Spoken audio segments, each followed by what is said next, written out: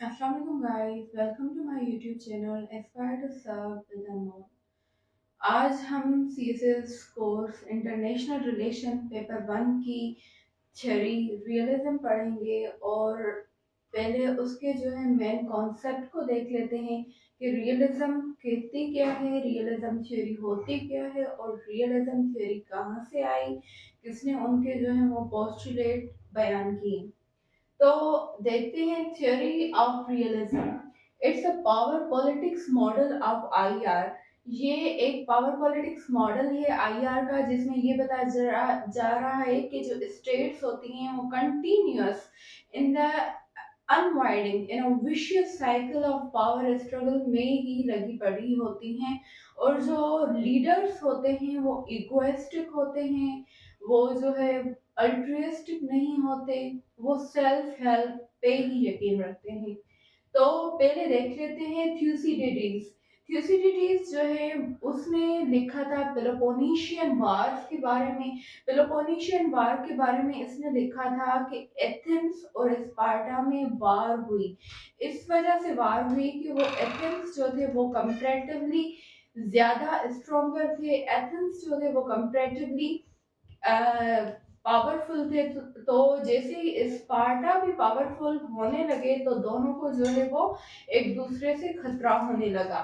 और उसके बाद जो है वो उनकी आपस में लड़ाई हुई और लड़ाई के नतीजे में स्पार्टा जो है वो विन कर गए। और उसके बाद जो है अरिस्तु अरिस्तु भी ये कहता है कि man is a social and political animal. Man जो है वो सोशल और पॉलिटिकल एनिमल है। इसका मतलब ये है कि वो कंटिन्यूअस जो है पावर की ही डिजायर करता है। He has a lust for power. And he further said that the strong do what they have to do and the weak suffer what they must। ये कहता है कि जो स्ट्रॉन्ग पावरफुल कंट्रीज होते हैं वो कुछ भी कर सकते हैं। फॉर एग्जांपल वो सैंक्शंस लगा सकते हैं, और जैसे कि सैंक्शन लगाए थे यूएसए ने ईरान और नॉर्थ कोरिया पे। और उसके बाद ये कहा जाता है कि ये जो पावरफुल कंट्रीज होती हैं वो एक दूसरे पे टैरिफ्स लगाती हैं।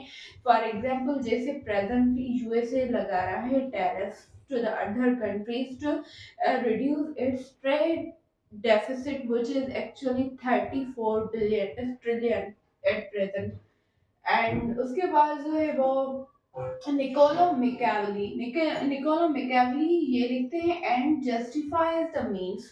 मीन्स फॉर एग्जाम्पल जो आपकी एंड होगी, आप जो चाहते हैं कि अगली कंट्री से अगली स्टेट से हमें मिले, तो आप उसके लिए स्ट्रगल करोगे, आप मैनिपुलेट करोगे, आप अपनी पॉलिसी उस हिसाब से बनाओगे, अपनी फॉरेन पॉलिसी उस हिसाब से मैन्यूवर करोगे।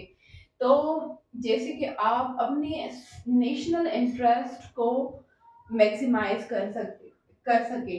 जे हेंस मॉर्गन तो इसने जो है वो at the end of the world war two लिखा है man have lust for power by giving the account of the Nazism Germany, fascism Italy and imperial Japan and their leaders, and saying that they have a lust for power. That's why they are mingled in a continuous cycle of expansion their territories and attacking the other states। And Thomas Hobbes is a great philosopher। He said international structure is anarchic। Anarchic लफ्ज की माना है ऐसा structure जिसमें one not know nothing about the intention of another state leader or any other state कि वो कब हम पे हमला कर दे या कुछ भी हो। तो इसीलिए ये कहता है सो states of nature is a state of war. हमेशा जो है वो स्टेट्स वार के लिए तैयार रहती हैं। और the rule of the jungle and the rule of jungle, ये जो दुनिया का निज़ाम है, इंटरनेशनल सिस्टम है, वो एक जंगल है जहाँ पे कुछ भी हो सकता है। So state should be prepare for that. And ruler must be Leviathan. और ये कहता है कि जो एक रूलर हो एक लीडर हो, वो एक लेवाइथन हो, एक वो लायन की तरह स्ट्रांग हो, जो ऐसे डिसीजन ले सके जिससे उसकी कंट्री को फायदा हो, by giving subordinating the other state's interest as well. His tongue will be sweet and his heart will be bitter. वो अपनी ऐसी पॉलिसीज बनाएगा, ऐसे काम करेगा, ऐसी फॉरेन पॉलिसी होगी, ऐसी इंट्रैक्शन होगी, मेडिटेशन होगी, जिससे वो अपने आप को एक अल्ट्रियस जाहिर करेगा, मगर उसके जो मोटिव्स होंगे to maximize its own state power. और उसके बाद हम देखते हैं कि ग्राम एलिसन बेसिकली लिखते हैं कि Graham Allison required the Thucydides trap. Graham Allison ने ये जो थ्यूसिडिडीज ट्रैप है उसको रिक्वायर्ड किया थ्यूसिडिडीज के बाद। तो इसने लिखा है अपने बुक में डेस्टिनीड फॉर वॉर। इसमें इसने ये लिखा है कि जो यूएसए है, चाइना है, वो इस वक्त थ्यूसिडिडीज ट्रैप में है, जैसे प्रीवियसली एथेंस और स्पार्टा है। यूएसए जो है वो हमारा एथेन है जो स्ट्रॉन्गर है, और स्पार्टा हमारी चाइना जो स्ट्रॉन्ग हो रही है।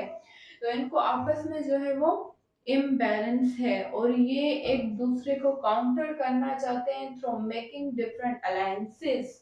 पोस्टुलेट्स ऑफ रियलिज्म ये हैं कि state sovereignty non super power. जो स्टेट है उसकी सॉवरन स्टेट ही सॉवरन होगी, और कोई भी सुपर पावर नहीं है इंटरनेशनल सिस्टम में। और उसके बाद uncertainty about other states. As I have told you, the world is anarchic means the rule of jungle according to the Thomas Hobbes, so no have a surety about other states। And prudent leader, ऐसे leader होंगे जो prudent हो, जो अपनी military को maximise करें, जो अपनी सेल्फ हेल्प पे रिलायंस करें, और उसके बाद जो है वो बैलेंस ऑफ पावर का टूल यूज करें। फॉर एग्जांपल जो अलायंसेस बनाए, जैसे कि क्वाड अलायंसेस हैं, यूएसए, जापान, ऑस्ट्रेलिया और यूके के दरमियान। ऑकस है ऑस्ट्रेलिया, यूके और यूएसए के दरमियान, और बीका है यूएसए और इंडिया के दरमियान। Think about absolute gain. Realism में जो स्टेट्स होती हैं वो एब्सोल्यूट गेन की तरफ जाती हैं, रिलेटिव गेन की तरफ नहीं जाती। स्टेट्स जो है वो सिर्फ अपनी ही नेशनल इंटरेस्ट को मैक्सिमाइज करना चाहती हैं। World politics struggle for power. जो वर्ल्ड की पॉलिटिक्स है वो कंटिन्यूस साइकिल में होती है, स्ट्रगल फॉर पावर में। और प्रिजनर डायलेमा है। प्रिजनर डायलेमा उसे कहा जाता है means the progress of one state, military acquire of one state become a threat for another state। For example, जैसे पाकिस्तान अपनी आर्मी, अपनी मिलिट्री, अपनी न्यूक्लियर कैपेबिलिटीज को एक्सीड कर रहा है, तो इससे ये हो रहा है कि इंडिया भी उसी तरह से अपनी जो military capabilities, nuclear arms race increase ही होती जा रही है, और न्यूक्लियर आर्म रेस ही हो रही है। और इसके अलावा रियलिज्म का जो बेसिकली कॉन्सेप्ट है वो 3 एस पे डिपेंडेंट है। For example, statism, survival and self help, ये तीन जो है वो प्रिंसिपल हैं। तो पहला प्रिंसिपल है स्टेटिज्म। State is sovereign. जो स्टेट है वो सॉवरन है, स्टेट से आगे कोई भी सुपर पावर नहीं है। नो को एग्जिस्टेंस। जो स्टेट्स है वो कभी भी को एग्जिस्ट नहीं करती, अपने रिसोर्सेज शेयर नहीं करती, अपनी टेरिटरी शेयर नहीं करती, और अपनी पॉपुलेशन एज वेल नहीं शेयर करती। फॉर एग्जांपल, जैसे पाकिस्तान डिपोर्ट कर रहा है अफगान रेफ्यूजीज, और जैसे थ्रेड की वजह से श्रीलंका और मालदीव के जो पीपल हैं वो क्या कर रहे हैं, शिफ्ट हो रहे हैं टू अदर कंट्रीज, मगर दूसरी कंट्री उन्हें हिंडर कर रही है, डिपोर्ट नहीं जो है वो इन्फ्लिक्स कर रही। तो स्टेट ही सुपर पावर है, कोई एग्जिस्ट भी नहीं करती और कोई कॉम्प्रोमाइज भी नहीं करती स्टेट्स। और सर्वाइवल का ये कॉन्सेप्ट है डिफेंसिव ऑफेंसिव। स्टेट्स दोनों तरह के सर्वाइवल के लिए तैयार होती हैं, अपनी मिलिट्री कैपेबिलिटीज को तैयार रखती हैं। फिर वो कोई डिफेंसिव हो, किसी और मुल्क ने हम पे अटैक कर लिया तो हम अपने डिफेंस में उन पे अटैक करें, या हम ऑफेंसिवली अटैक करें जैसे कि यूएस ने किया था इराक के ऊपर। रियलिस्ट जो होते हैं वो स्टेट्स होती हैं strengthen one's capabilities due to security dilemma. I already said security dilemma की वजह से स्टेट अपनी न्यूक्लियर मिलिट्री कन्वेंशनल जो है वो कैपेबिलिटीज को इंक्रीज करने में मसरूफ होती है। और उसके बाद सेल्फ हेल्प जो है वो नो सुपर सॉवरन, कोई भी सुपर सॉवरन नहीं है। अलायंसेस बनाए मगर अलायंसेस भी जैसे वो हैं डिसीव कर जाती हैं at the time of war. सो अपनी हेल्प, अपने आप पे भरोसा।